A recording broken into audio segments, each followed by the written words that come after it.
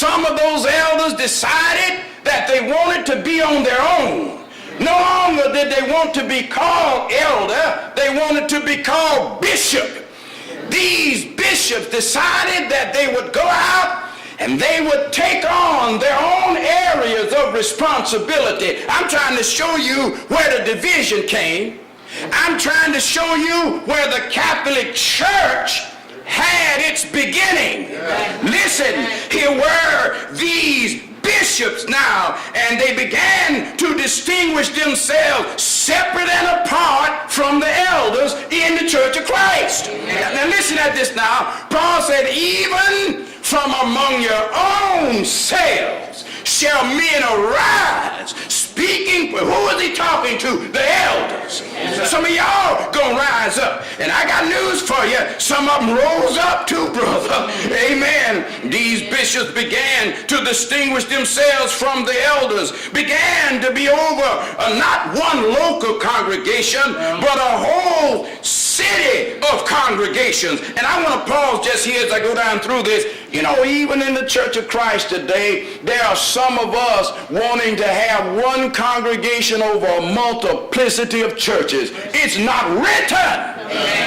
Amen. Elders oversee one local congregation. Amen. Acts 14:26 and also Titus 1 and verse number 5. Elders were ordained in every church. And somebody go to Titus and say, well, Paul said in every city, well, there was only one church in every city at that time. And you need to understand that elders can only oversee one local congregation. And we need to stop this foolishness, brethren among us. Amen. We need to stop it. But anyway, here are these bishops now, no longer over one local congregation, but over several churches. This made up that bishop's particular diocese. And then they decided as they came together that they no longer wanted to be scattered in their worship to God and service to God, but they decided that they would set up a state of bishops. These bishops were called archbishops. Then these bishops were appointed over a nation of bishops. They decided that they needed to organize upscale rather than downscale, so they ordained cardinals. Amen.